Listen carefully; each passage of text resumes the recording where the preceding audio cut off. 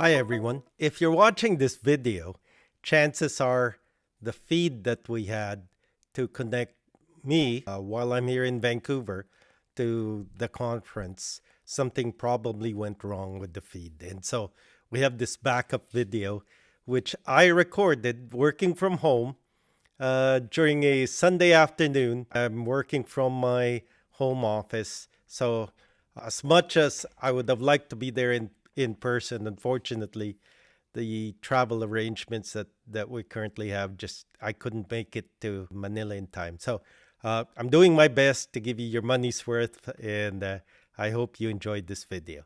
First and foremost, I'd like to thank the organizers for inviting me, and certainly the folks at Web3PH. I give them credit because anyone who's starting to promote or is willing to promote and support the startup community in the Philippines deserves our support, because they're trying to do things that, in my opinion, in the long run, will help improve the livelihoods and the status of every Filipino. So to you guys at Web3PH, good work and more power to you. As far as what I've been asked to talk about, it's really to answer the question, what's the future of work? In order to answer that for you, I'm going to tell three stories. Just three stories that I hope will help you connect the dots regarding what the future of work is. The first story is about the taxi driver. The second one is about the receptionist. And the third is about a CAD designer and how technology and the evolution of technology is impacting what these three roles have to do. And so let's start with the taxi driver. I was in San Francisco a few weeks ago. Everywhere you go in downtown San Francisco, you see driverless taxis called Waymos. W-A-Y-M-O. Myself and two other people in tech, we downloaded an app, hail a driverless taxi called Waymo. And of course, at first I was like, wow, I wonder what this experience is going to be like. And so we called it on the app, no different than Grab or Uber. And then, of course, the taxi came and in you go. We were surprised how good the experience was, how clean the car was, and more importantly, how safe you felt or riding in the Waymo taxi. This was our first time doing this. We were just blown away. Every time we needed a taxi from that moment onward in San Francisco, our preferred choice was a Waymo over the regular taxi. Why is that? Well, number one, the experience was better. You felt safer. The taxi did not go way above the speed limit. You didn't have someone rude driving the taxi. Then you got to choose your own music. It was just nice. Let's take a look at the impact of this on taxi drivers in San Francisco. In our second ride in a Waymo, a taxi driver, we noticed, had been waiting for a passenger for about 30-40 minutes. We noticed there were a lineup of taxi drivers and taxis waiting, and they were still there when the Waymo picked us up. As we jumped into this Waymo, one of the taxi drivers stood and blocked the car and started yelling at us. But here's the reality, right? The taxi drivers in San Francisco now feel threatened. They're afraid, they're angry, because I bet more and more passengers are choosing Waymo than a taxi. Waymo did 15,000 taxi rides, or quote-unquote passenger rides, and month before that, it was only something like 3,000.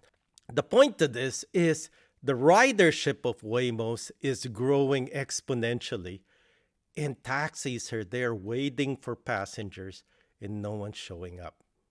And so now they feel threatened. You know, here is a perfect example of artificial intelligence and robotics, a robotic taxi, or a robotic car with AI taking over the jobs that were traditionally done by Uber or by taxi.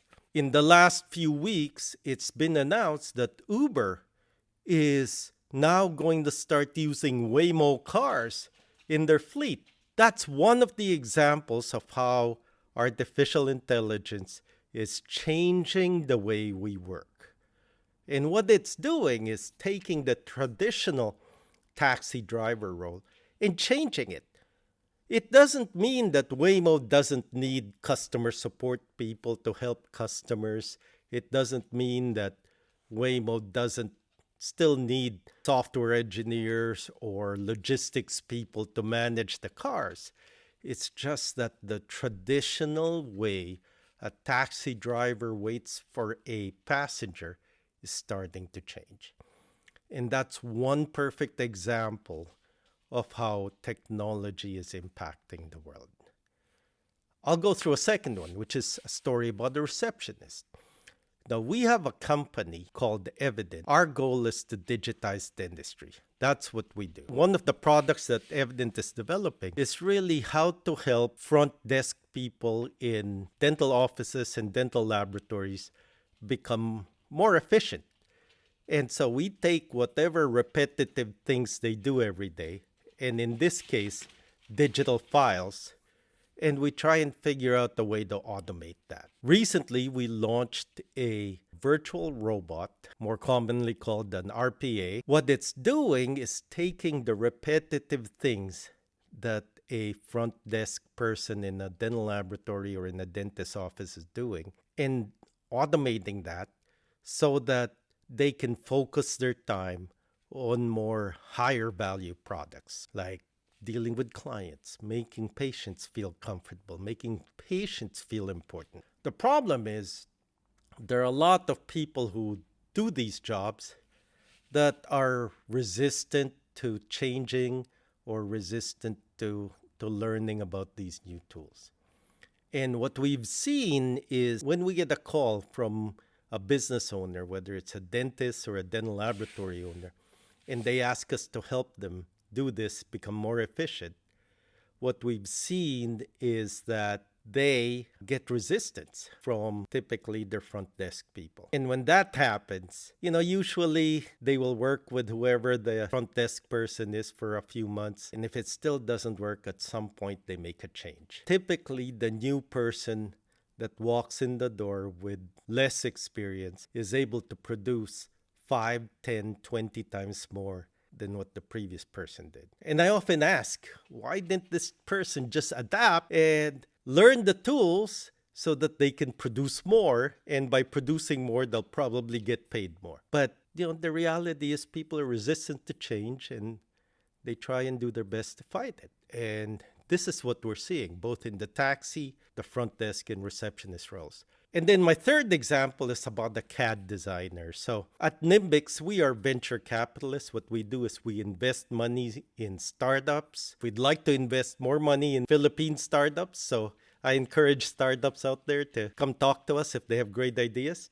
And as we invest in these startups, we help them grow by using our AI technology in digital marketing, AI technology in robotic process automation, or even AI technology in visual design. One of our companies, Evident, we're in the forefront of digitizing dentistry. Previous to developing AI, we would have one digital designer designing, roughly 20 units a day of people's teeth.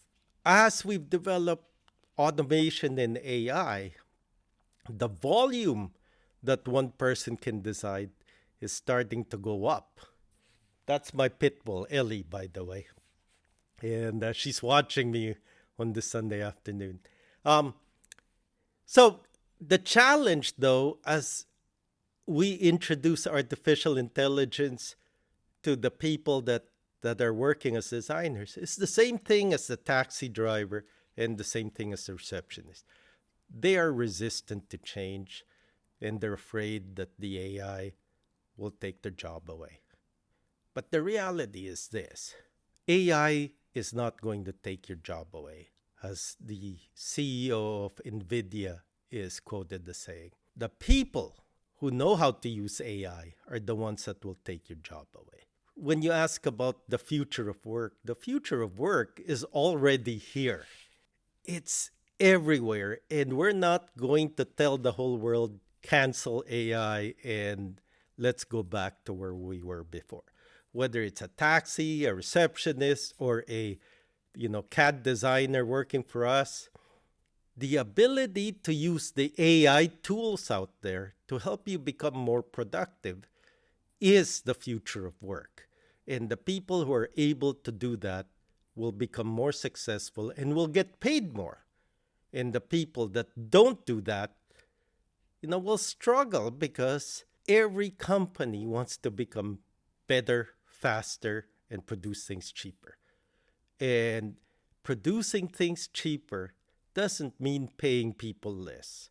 Producing things cheaper means helping the people that you have become more productive. So where do I see AI? I think we're a bit of ways from AI having its own intelligence. But as far as using AI to become 5, 10, 20, 50 times more productive, we're there today. And the biggest challenge is that the people working in these roles, whatever roles you have, are quite reluctant to use the AI to help themselves become more productive. And it's because they're scared. There's just this resistance to learn.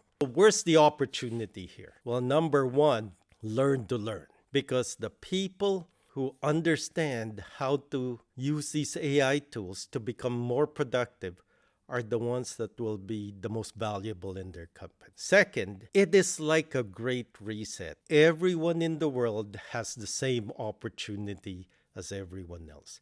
I would go to ChatGPT and ask them, I want to become a graphic designer, or I want to become a software engineer.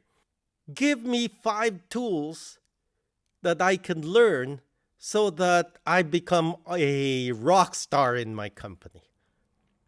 And it'll give you ideas, and try them and learn to use them.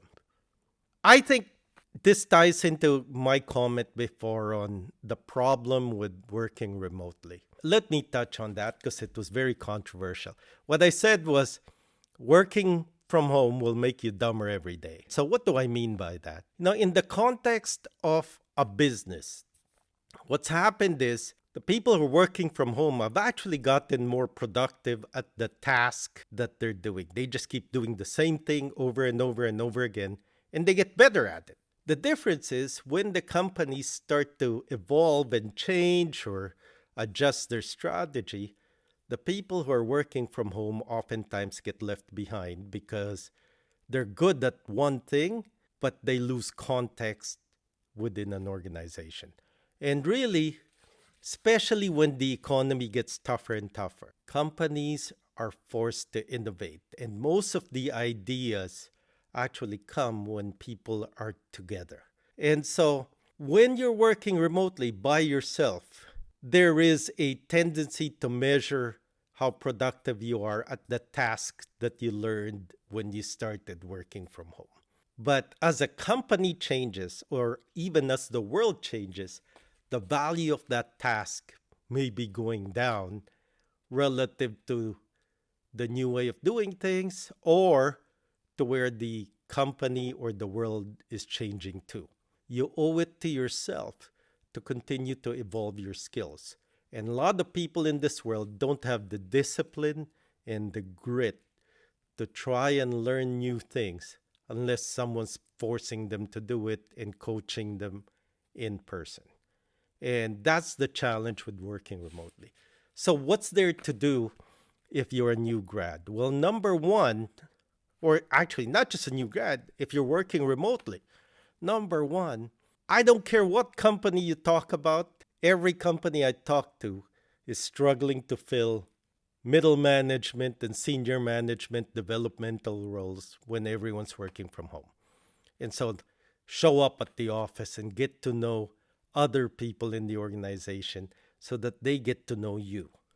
Because there is a huge gap between worker and manager and leader right now in the world. And every CEO I talk to is saying the same thing.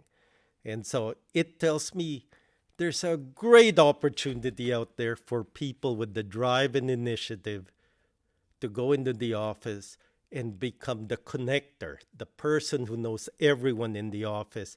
And that way, when they need something, they think of you. So that's number one. The second, I go back to learn to learn.